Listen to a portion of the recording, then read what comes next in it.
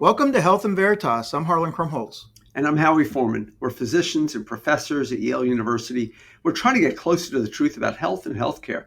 We're excited to welcome Dean and physician, psychiatrist Robert Rohrbaugh today. But first, we always like to check in on current hot topics in health and healthcare. So what do you got today, Harlan? Well, I'm going to talk to you about an article I saw, but let me just, before I get to that, I want to give you a quote, a sort of description of what somebody said. And I'm going to ask if you know who said this or what does this sound like. So this is someone who's commenting on public hospitals and says that really hospitals, these essentially safety net hospitals, wasn't referred to at the time this person was saying this, should reduce the number of people whom it must care for at the expense of the taxpayer. A robust sterilization program and limits on immigration of the defective would serve that goal. And there was a search for a real final solution to the immigration problem that rests on the assertion that poverty and disease were proof that the alien is a public health problem, just as he is a social problem, and that these individuals who were also lawbreakers were people that we needed to root out, essentially. And it included people from Southern Europe, but for the Chinese, the exclusion of the yellow race from the United States is not a matter of prejudice, but one of self-preservation.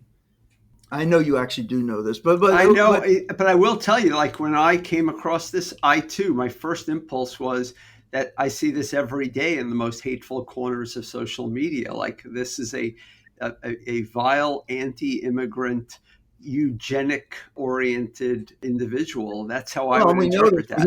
We hear Trump talking about vermin, and it's very similar to that.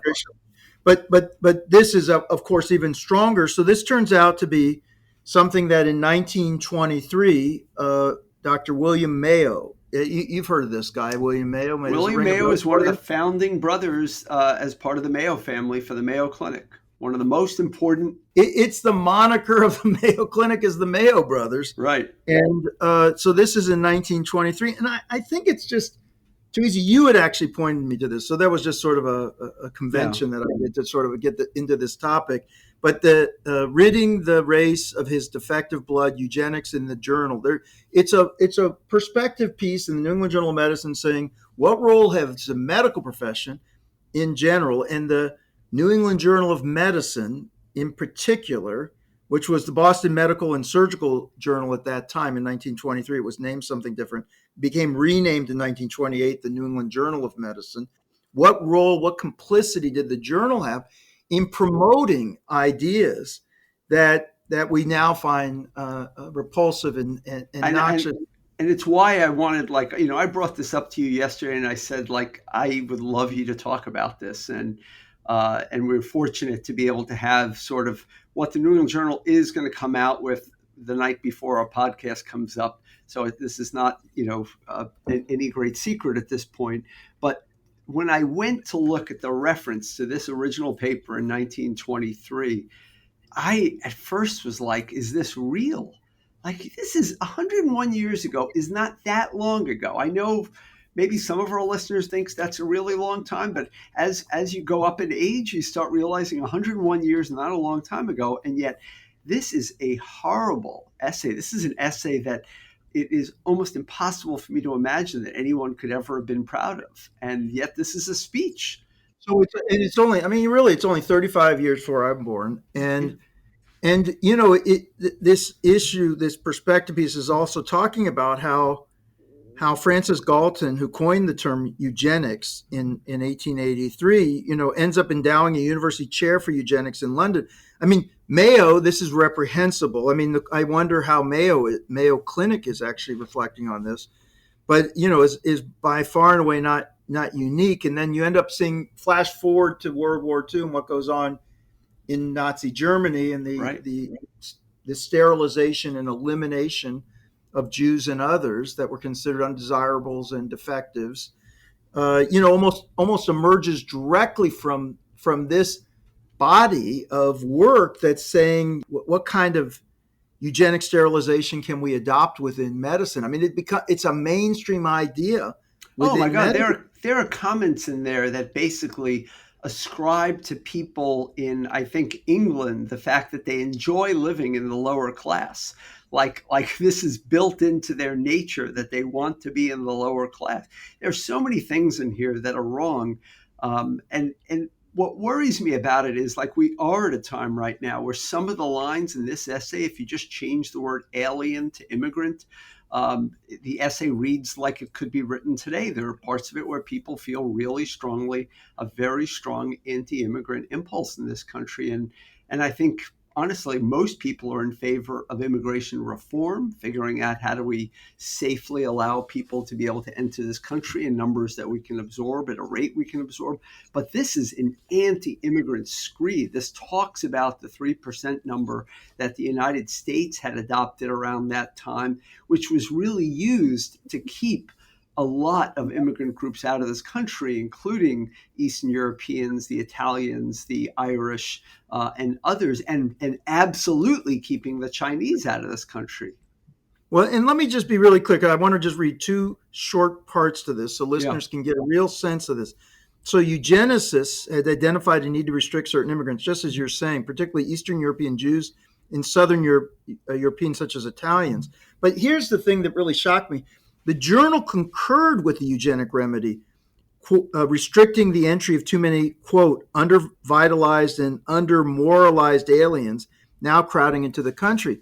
And he goes on, this is an article I really recommend people to read, that although the journal published a few articles by writers who questioned the utility of sterilization of populations such as the, quote, insane, in 1930, its editors, the editors of what is now the New England Journal of Medicine, issued an early and full-throated endorsement of eugenic surgery, concluding that if the lay mind is ripe for such drastic measures, we see no reason for scientists to object. Right. And I'm just wondering, like, how is it that the journal weighs in on this political issue, making it a scientific issue, saying, of course, we want to be able to. Because I think it was very mainstream. And I think, for our listeners to reflect on, I think what we're highlighting is that some of the most abhorrent things, some of the things that we agree today are abhorrent, were not considered abhorrent at that time. And it worries me, and it makes me always remind myself and try to be humble that, like, I hope that there is not a time in the future where things that I have felt passionate about turn out to be similarly despicable. But it is worth reading. We will. It is just wild. I'll give you one more. So the journal observed that because World War I broke out, they were objecting the fact that he said students of eugenics are aghast that no dwarfs, no cripples, no mental defectives, no old men were accepted into armies. So we're killing off our able-bodied men, and rather than those who shouldn't or couldn't reproduce. And that it's painful. It's very very painful. Now, Yeah. I really hope that, we'll come back to this hopefully in the future, but I do hope that among our listeners, you actually go read these articles that we'll post on the website, because I think they're very important. Anyway, it's just important. I know we're going to talk with Robert Yes. Orbach also about his focus on anti-racist Yep. language and medicine and so forth. But yeah, this is an important moment to reflect on this piece. So let's go to our guest. Dr. Robert Rohrbaugh is the Associate Dean for Global Health Education and the Deputy Dean for Professionalism and Leadership at the Yale School of Medicine, as well as a professor of psychiatry. He was the founding director of the Yale School of Medicine's Office of International Medical Student Education in 2008, and in 2015, he co-founded the Bellagio Global Health Education Initiative, which encourages the collaboration of global health education leaders coming from high, middle, and low-income countries. Earlier in his career at Yale, Dr. Rohrbaugh worked for Connecticut's VA in numerous leadership positions, developing the Psychiatry Primary Care Clinic and serving as clinical director of the Mental Health Service Line during his tenure. Dr. Rohrbaugh received his BA from Franklin and Marshall College in Pennsylvania and his MD from Yale, where he then went on to complete his residency in NIMH Fellowship in Clinical Research and a fellowship in geropsychiatry as well. So first of all, I want to welcome you to the podcast. I've been really fortunate to know you since I arrived at Yale. We've been acquainted with one another, but I really didn't learn a lot about you until during the pandemic, and even more so during the last couple of years when you took on this new deputy dean role, and really have taken a big role in both professionalism as well as faculty development at Yale. And I want to just start off because our listeners may not understand how much medical schools have evolved over decades, but they have. They mostly were scientists and researchers who might practice clinical medicine as well, but primarily it was about research. And now we have a very varied clinical faculty, research faculty, and so on. And so I just want to give an opportunity to you to talk about how professional and faculty development has evolved during your time here, and particularly in your new role. Yeah. Well, thanks, Howie, and thanks, Harlan, for this opportunity. It's really great to be with you today. It's a really good question in terms of our faculty mentorship programs. We are a very large faculty, and as you suggest, we've really been increasing on the clinical side particularly. And so how to provide mentorship to those varied individuals from all the way from basic scientists to people that are working in clinical settings. Nancy Brown, when she came, really wanted to make this an area of focus in terms of developing our faculty. And so one of the first things that she's prioritized in this area has been the development of an annual questionnaire, the Faculty Development Annual Questionnaire, that allows faculty to be able to tell us about the things that they're doing, tell us about their plans, what things are meaningful to them, where they'd like to be in 5 years, a little bit about their mentorship and whether it's adequate or not, and be able to have that conversation with their leaders. Obviously, we can't do that centrally to provide mentorship for everyone, but our role is to ensure that those on our faculty do have mentorship and are progressing in their careers. And this FDAC process, the Faculty Development Annual Questionnaire, is one that I think has been very well received by faculty and even by the leaders who are implementing that process. You do that so well, and it is an important, I think, feature of Yale right now that there is an intense focus on this development. One thing I wanted to, we're going to probably bounce around. You've done so many things in your career, and there's lots of things I think that we'd like to get into around the development of faculty and students. One of the issues that's come up in the last decade for sure is a focus on what are we doing that we sort of assumed was the right way to do things, but may have inadvertently or even overtly characterized certain groups, patients, in ways that maybe weren't necessarily the best ways. And so there's been an emergence of this idea about how do you become an anti-racist? How do we actually become active participants in moving the field back? And Howie and I are of course very interested in we discussed on this program actually an article coming out in New England Journal of Medicine perspective piece that's sort of talking about some of these issues. You have also published something in the New England Journal of Medicine along with other colleagues about anti-racist documentation practices. And I found that piece to be, sort of fascinating because we were taught in ways that we never thought to question, what the right thing to do is. So you present an example in this Medicine and Society piece in the New England Journal of Medicine that an example where you say, for example, in the history of President Ellis, somebody documents Rashida is a 57-year-old Black woman with a history of hypertension, systemic lupus erythematosus, and obesity, presenting to the emergency department with chest pain for the third time in 2 weeks. And then you have a little more to this example after that. And, that kind of like explanation of a patient, would be standard teaching for people to say something like that. But you guys unpack this in ways that actually, I think, bring light to the fact that it has certain assumptions built into the way that we do that. So, our thesis in writing that article and others that we've written is trying to look at very common, practical things that we do as physicians and interrogate them to see where they might be bringing bias into our work. And our thesis in that article is that by bringing the race of the individual into the first identifying part of the the patient's story, that we're already activating potential implicit bias in the people that are listening to that story or reading that first line about that patient and about their interactions with the healthcare system. And so even that very first sentence that we've all been taught how to do has the potential to introduce bias. And so our thesis is that because race is a social construct, that race is something that should be in the write-up of the patient, but should be in the social history, because race is a social construct. And so we want to make sure that we're noting the race because it has potential important connections to the patient's healthcare delivery and our own implicit biases, but do it in the social history. Don't do it at the beginning where you're having a tendency to introduce implicit bias. Can I pivot again to at the beginning of the pandemic, everybody was aware of how many physicians, surgeons, internists, pediatricians, everybody got activated to work on the floors.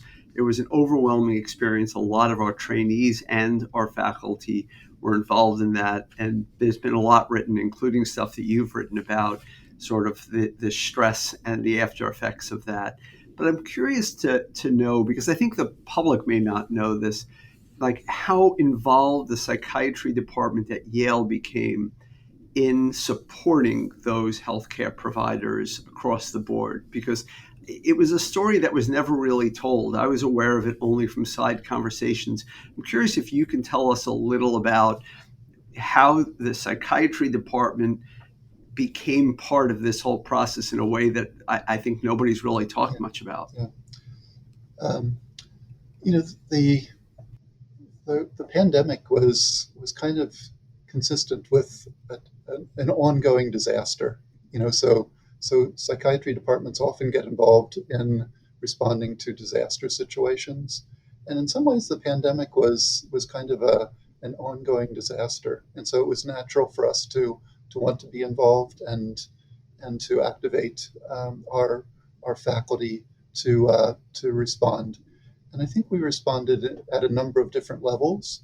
One was at the community level, so we really tried to help the community to process what was going on, and particularly their emotional responses to what was going on. So we had probably 20 to 25 faculty that volunteered to do this kind of virtual work with community members. So we would say we're going to have a time at 5 o'clock in the afternoon for anyone who wants to get on and talk about what's happening.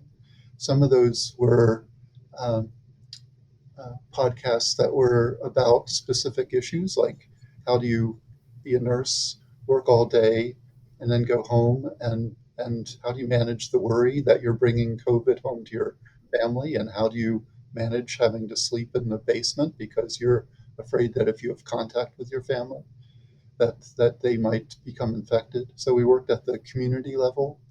We tried to work at the team level. So these were teams that were really stressed, trying to take care of these patients. And so we had huddles in which, again, people were able to come and express their feelings about what was going on. We worked at the leadership level. So one of the roles I had was, and Howie, that you also took on, was coaching for the individuals who were so stressed and working so hard and finding it so challenging to lead during this pandemic. So we also had a website where you could take a stress survey to find out, everyone was stressed, but were you stressed more than others? And if you were, you could ask to have an individual consultation. And so this is a really wonderful part of the response of our voluntary faculty. We have a very large voluntary faculty in the city of New Haven. These are individuals who are mostly in private practice, but who volunteer their time to teach. And many of them volunteered hours of their time to work with our healthcare workers who were so terribly stressed by the experience that they were going through. So we tried to work at various levels of the organization to provide care. You've been involved at the intersection of primary care and psychiatry, and specifically for me at least, as we get to more population health measures and being able to deliver care to larger populations, you can't always have a psychiatrist there for every patient, nor would every patient want that necessarily. What do we do to make sure that the primary care workforce, including nurse practitioners and other providers, not just physicians, are properly prepared to be able to face what does seem, when we look at the pediatric population, an emerging population that has an unusually high degree of anxiety, depression, and other mental health disorders, including substance use disorders? Like, how do we empower our primary care workforce, and what can the psychiatry profession do to help that? Yeah. The answer to this, how it used to be that we needed to provide training. We needed to make sure that psychiatrists and other mental health professionals were present in primary care settings. I think those are still important issues, but more and more, I have to say, I think virtual technologies are taking on some of this. So for people that have mild to moderate symptoms of anxiety and depression, and those are the folks that are mainly in primary care. The data is really good for virtual interventions, and so I'm more and more thinking that for that group, that very large group of individuals, that might be met by a virtual. And can you say just a little bit more about what you mean by virtual? Because I take that to include non-human interventions using digital technologies. So exactly. So there are really good programs now where you essentially use a cognitive behavioral therapy intervention, but it's done through the computer. So you might be doing worksheets on how to get to sleep at night, and it's going through the checklist of all the things that you should be doing. Turn down the temperature of your room, don't take caffeine, all the things that someone in primary care might have said, but you're working it through virtually on the computer. And so those sorts of interventions have been shown to be very effective. Thank you so much. Yeah, we're so grateful for you to join the podcast and to have you as a colleague here. You've been a great contributor to Yale, and I appreciate you a lot. Thanks. Wonderful to have you. Great to talk to you. I appreciate it.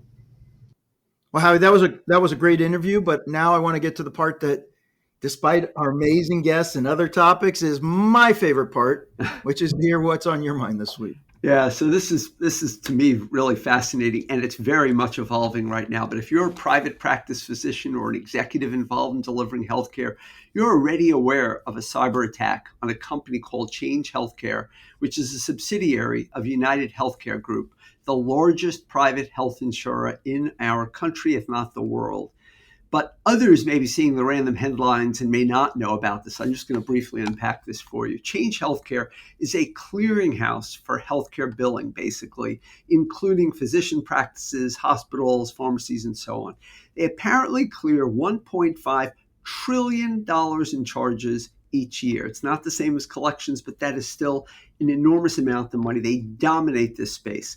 17 months ago, they were formed through the acquisition and merger of the original Change company with the Optum subsidiary of United Healthcare Group. And at that time, before that time, the Department of Justice, U.S. Department of Justice, argued that they would have 94% of the market for these services in the court's jurisdiction, and a very high percentage in others. Even after divestiture of some assets, they would still be very dominant. To cut the story short, the Department of Justice lost this argument in federal court. The merger was allowed to move forward. Fast forward to 2 weeks ago, February 21st, when Change Healthcare undergoes a cyber attack and is forced to take most systems offline. This has the immediate effect of stalling their services and, most importantly, stalling payments to their clients. This may not seem like it's a big deal, but when your biggest source of cash basically stops, small and large practices alike suffer. And as one example I can give you, there's a Philadelphia physician and practice owner who saw her collections drop by more than 92% this past week. So if you have to make payroll and don't have deep pockets elsewhere, it's a big problem. A recent guest, Farzad Mostashari, has been quoted as saying that as many as 25% of all physician practices are in severe financial distress due to this event. His company, Aledade, which we spoke about just a few weeks ago, has already extended $100 million to their own physician practices to sustain them. The federal government has offered very modest help, and United Health Group has also offered very, very modest help. But this seems like a greater concern than is widely being appreciated. And one final note, Change Healthcare is the successor company to Healthion, which is one of the earliest healthcare.com darlings. It became WebMD and then MDon, and then eventually merged with a different company called Change to arrive in the current spot. And I just think this is like one of these very complicated things that's happening really quickly, but it is a crisis out there right now. And I'm not sure that we're going to quickly respond enough. We may see some permanent harm from this. You know, there's so many different angles on this story. There's the issue about a state actor who's attacking a critical infrastructure of the United States. I mean, is it even an act of war that someone has come in and found this sort of very central aspect of our healthcare system and been able to unravel it through this hack? Another aspect of it is how hard it is to actually fix the hack. It wasn't like we found this and in a half hour, an IT team can fix it. They're saying weeks, like they're trying to figure out what to do. It's a problem like that. And I think, by the way, that they may have made, we don't know this for sure, but there's a random $22 million Bitcoin payment that was made somewhere that people are suspicious was actually a ransomware payment made by United Health Group about this. So that's another fascinating aspect of it. And another one is, how did we get to this place in this country where we have such a critical piece of our old healthcare infrastructure concentrated within United Healthcare? You know, it happens to be a very vulnerable, entry point to be able to disrupt the entire healthcare system. And by the way, there's a certain brilliance to that, which is to say, if I wanted to disrupt healthcare in the country, what would I do? And for someone to even realize that hack Change Healthcare, and all of a sudden you can cause massive disruption across the entire country and I wonder whether it's whether it's a signal about what else they could do. But Yes. Getting back to that concentration, like you said, I saw in the Washington Post they said processing 15 billion claims, like you said, $1.5 trillion a year for a company that most Americans have never even heard of. Right. But then it plays it. How did that even happen? It gets in this position. And then again, like you said, antitrust, it navigated, so it became part of the biggest healthcare insurer. And it's all, and one more facet of this too, which is that a lot of people don't know this, but a lot of the money that's made in healthcare around this is on the float. So like there's money that's owed to the physicians That's being held. If you can slow down the payment, then you get to hold and make money on that money until you have to pay it. So now you've got a major insurer who actually is in charge of the speed with which those transactions are occurring. And It's a mess. it's all under the same roof. So I think this is bad. And just to say, there are some patients who are actually affected by this, who are being billed full freight for their drugs, even though they have drug benefits, because it can't be They linked can't back to process their it, benefits. right? Because Exactly. it can't be processed correctly. So a lot of patients are even being put in positions where they're being asked for money they don't have. And so this is a mess all around, right? Hospitals, practices, and patients being affected. Again, people may not see this on the radar, kind of goes by on the Change Healthcare hack. Yeah. You think, well, there's lots of hacks, but this is a big deal, and we're going to watch this story overcoming. Yeah, I'm wondering whether Judge Carl Nichols has second thoughts about his ruling about letting this go forward, but we'll leave that Well, for and- another day. Well, that's a question of whether or not would it have been different had it been outside of United Healthcare? I don't know, but Yeah, good point. but it is a concentration. It is an area. If you wanted to make a direct hit and unravel the U.S. healthcare system, this was the place to go. And some state actor, they think actually did this. Yep. You've been listening to Health and Veritas with Harlan Krumholtz and Howie Foreman. So how'd we do? To give us your feedback or to keep the conversation going, you can find me on Threads. I'm at THE4MAN. That's at THE4MAN. And I'm still working out my social media strategy, but I'm on X at HMKYALE, HMKEL still, but I'm not using as much as I used to, but that's where I am. Okay, and you can still email us at health.veritas@yale.edu. Aside from Twitter and a podcast, I'm fortunate to be the faculty director of the healthcare track and founder of the MBA for Executives program at the Yale School of Management. Feel free to reach out via email for more information on our innovative programs or check out our website at som.yale.edu/emba. And if you like the podcast, or even if you don't, please rate and review us on your podcast app. We always read your reviews and it helps others find us. And by the way, Harlan, we have a really nice review that just came in this week that says, great podcast for updates in medicine, health policy, and the business of healthcare. The discussions are lively and well-researched, highly recommend. And I really appreciate that review from that listener. And there are several others as well. I thought my mother wrote that, but actually No. it's from someone else. Someone else, yeah. Well, that's terrific. That's just terrific. Health and Veritas is produced with the Yale School of Management, the Yale School of Public Health. Thanks to our researchers, Ines Gil and Sophia Stump, and to our producer, Miranda Schaefer. We're so grateful. Thank you so much. Yes, we are. Talk to you soon, Howie. Thanks very much, Harlan. Talk to you soon.